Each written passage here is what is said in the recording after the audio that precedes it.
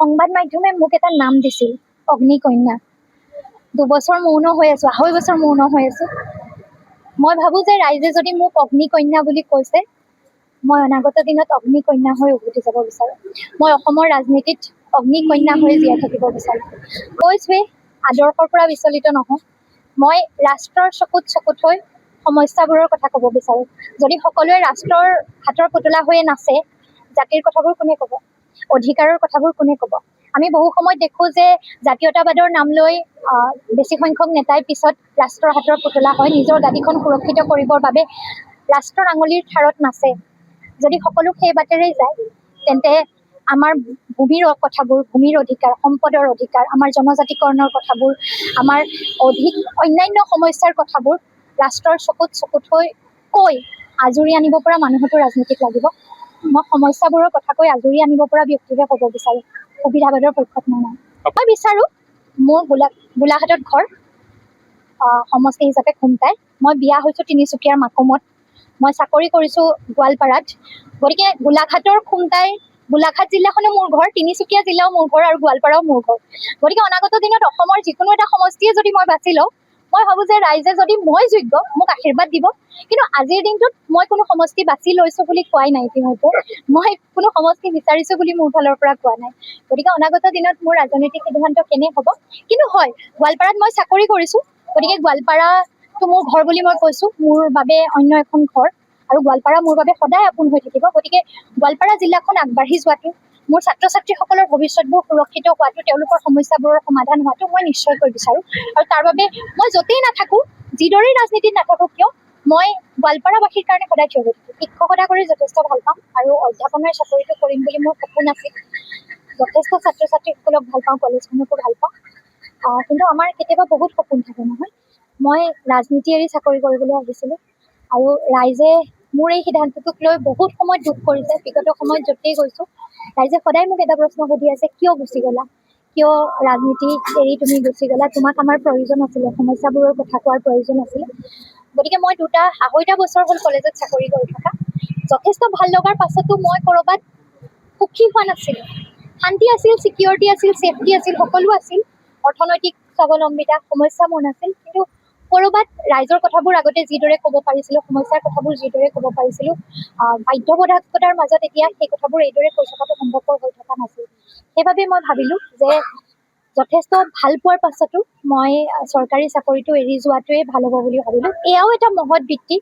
মই এজন অধ্যাপকে প্ৰজন্মৰ পাছত প্ৰজন্মক সপোনৰ বাট দেখুৱাই, জীৱনৰ বাট দেখুৱাই, আটাইতকৈ শিক্ষকতা মহৎ বৃত্তি বুলিয়ে কওঁ আমি। গতিকে এইদৰেও সমাজ সেৱা হয়। কিন্তু আজিৰ যোনটো ৰাজনৈতিক প্ৰেক্ষাপট, সেই ৰাজনৈতিক প্ৰেক্ষাপটবোৰ আচলতে দেখি বহুত সময়ত দুখ লাগে। যিদৰে আমি যিবোৰ কথা পাতিব লাগে সেই কথাবোৰ নেপাতোঁ, কিন্তু ঘৃণাৰ কথা পাতোঁ। সমাজত সমস্যাবোৰৰ সমাধানৰ কথা নাপাতোঁ, কিন্তু ইজনে সিজনক গালি দিয়া, ঘৃণাৰ কথাবোৰ, আচলতে ব্যক্তিগত আক্ৰমণৰ কথাবোৰহে ৰাজনৈতিক প্ৰেক্ষাপটত দেখোঁ। প্ৰকৃত সমস্যাৰ কথাবোৰ, প্ৰকৃত সমাধানৰ কথাবোৰ আলোচনা নহয়। মই ভাবোঁ যে ৰাজনীতিটো এইদৰে চলি থাকিলে কেতিয়াও সলনি নহয়, কোনোবাই সলনি কৰিব লাগিব। আজিৰ প্ৰজন্মই অন্ততঃ এনে ৰাজনৈতিক প্ৰেক্ষাপটক প্ৰত্যাহ্বান জনাব লাগিব। গতিকে সেইবাবে মই এই সিদ্ধান্ত লৈছোঁ যে অনাগত দিনৰ ৰাজনীতিটো, অন্ততঃ আজিৰ জেন আলফাৰ যুগত ৰাজনীতিটো কেনে হোৱা উচিত। আমি অকল ইজনে সিজনক গালি পাৰিম, ঘৃণাৰ কথা ক'ম, ধৰ্মীয় মেৰুকৰণৰ কথা ক'ম, ভোট বেংকৰ ৰাজনীতি কৰিম, আচলতে এইবোৰতেই সীমাবদ্ধ থাকিম, নে আমি শিক্ষা ব্যৱস্থাৰ কথা ক'ম, নে আমি চিকিৎসা সেৱাৰ কথা ক'ম, নে আমি ইণ্ডাষ্ট্ৰিয়েলাইজেশ্যনৰ কথা ক'ম, নে আমি আমাৰ ল'ৰা ছোৱালীবোৰ পঢ়ি শুনি কিদৰে স্বাৱলম্বী হ'ব পাৰিব, তেওঁলোকৰ সমস্যাবোৰ কি কি, সেইবোৰ সমাধান কিদৰে হ'ব, এই কথাবোৰ পাতিম। আমি বহু সময়ত দেখোঁ যে লোকসভাত যেতিয়া আমি অধিৱেশনবোৰ হৈ থাকে, আমি দেখোঁ যে অসমৰ হৈ কোনো একো নকয়েই। খুব 2-এজন মুষ্টিমেয় মানুহৰ বাহিৰে কথাবোৰ কোৱা মানুহ নোলায়। আৰু নাৰীৰ ক্ষেত্ৰত যদি চাওঁ, নাৰীৰ অংশগ্ৰহণ বিৰাটেই দুখজনক। আচলতে লোকসভাততো অসমৰ কোনো নাৰীক উঠি আজিলৈকে থিয়কৈ ডাঙৰকৈ কথা কোৱা দেখা নাই। বিধানসভাতো নাৰীয়ে যিদৰে সবল ভূমিকা ল'ব বুলি আশা কৰোঁ, সেইদৰে লোৱা নাই। গতিকে মই ভাবিলোঁ যে মোক যিদৰে ৰাইজে বিচাৰিছিল, মোৰ পৰা যিখিনি আশা কৰিছিল, সেই আশা আৰু সেই আচলতে সন্মান আৰু ভালপোৱাখিনিক মই মৰ্যাদা দিবলৈ মই ইয়াৰ পৰা ওলাই সেই আগৰ লাইফটোলৈ ঘূৰি যাব লাগিব। মই কি দলত যাম, কিদৰে ৰাজনৈতিক কাম কাজ কৰিম, সেয়া অনাগত 2টা দিনত মই ৰাইজক নিশ্চয়কৈ অৱগত কৰিম। আজিৰ দিনটোত মই এটাই কথা ৰাইজক ক'ব বিচাৰোঁ, সাধাৰণতে বেছি সংখ্যক ৰাইজে ভাবিব যে কলেজৰ চাকৰি এৰি আহিছে যেতিয়া সুবিধাবাদৰ পক্ষতে থাকিব। সাধাৰণতে ইমান ছেফ ছিকিউৰ জব যদি নিৰ্বাচনৰ আগতে মানুহে এৰে, মানুহৰ ধাৰণা থাকে যে শাসক পক্ষত যাব, যিটো পাৰ্টীৰ সম্ভাৱনা আটাইতকৈ বেছি তাতে যাব। কিন্তু মই ৰাইজক এটা কথা প্ৰতিশ্ৰুতি দিব বিচাৰোঁ, ৰাইজে মোক যিদৰে পাইছিল ৰাইজে মোক সেইদৰেই পাব। মই শোষিত বঞ্চিত জনতাৰ হৈ মাত মাতিব বিচাৰোঁ, সমাজৰ সমস্যাবোৰৰ কথা ক'ব বিচাৰোঁ, আৰু সকলো যদি সুবিধাবাদৰ পক্ষতে স্থান লয়, সকলো যদি শাসকৰ লগতে থাকে, শোষিতৰ লগত কোন থাকিব? মই শোষিতৰ লগত থাকিব বিচাৰোঁ। মই নিশ্চয়কৈ ৰাইজক অহা এটা বা দুটা দিনত মোৰ ৰাজনৈতিক সিদ্ধান্ত কি হ'ব, আজিৰ দিনটোততো বহুতে বহুত কথা কৈছে, মোক আজি টিকেটো দি দিছে নিৰ্বাচনৰ, তিনিটা সমষ্টিত মই নিৰ্বাচন খেলিম বুলিও বহুতে কৈ আছে মোক ফোনত। গতিকে অনাগত দিনত মই আজি কলেজৰ গেটৰ সন্মুখত ৰৈ আছো।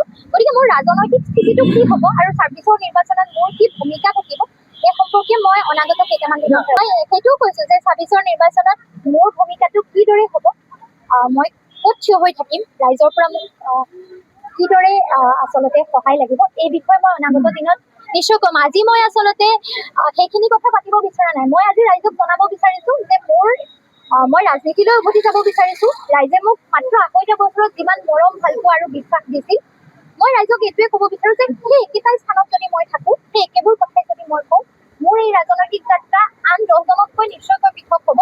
অৰ্থ সৰ্বস্ব ৰাজনৈতিক ব্যৱস্থাটোৰ লগত মই নাই, ভোট বেংকৰ ৰাজনীতিক ঘৃণাৰ ৰাজনীতিৰ লগত মই নাই। মই তাৰ বিপৰীতে এক প্ৰত্যাহ্বানৰ কথা ক'ব বিচাৰো।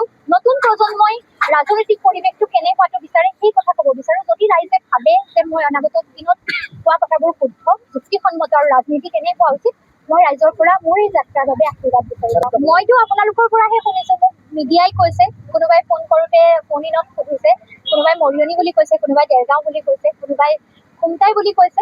মোৰ নিজা সমষ্টিক খুমটাই, কিন্তু মই ২৬ৰ নিৰ্বাচনত মোৰ সিদ্ধান্তটো কি হ'ব এই সম্পৰ্কে মই এতিয়াও একো সিদ্ধান্ত লোৱা নাই ভালদৰে, আৰু অনাগত দিনত মই নিশ্চয়কৈ অৱগত কৰিম। ৰাজনৈতিক সকলো দলৰে লগতো এটা যোগাযোগ থাকে, যোগাযোগ কৰে, যথেষ্ট ব্যক্তি থাকে যাৰ লগত সম্পৰ্ক থাকে। গতিকে ফোনত হওক, কেতিয়াবা লগ পাওঁতে হওক, যোগাযোগ আগৰ পৰাই থাকে। কিন্তু সেইখিনিৰ ঊৰ্ধত মই মোৰ আদৰ্শত অটল থাকিম। বাজি আছে নিশ্চয়কৈ বেলেগ বেলেগ ৰাজনৈতিক দলৰ বহু কেইজন ব্যক্তিৰ ফোন আহিছে বিশেষ। মই নাম নলওঁ, কিন্তু মই মোৰ কৰিবলগীয়াখিনি কৰি যাম, ৰাইজে আশীৰ্বাদ দিলে মই কৰিম।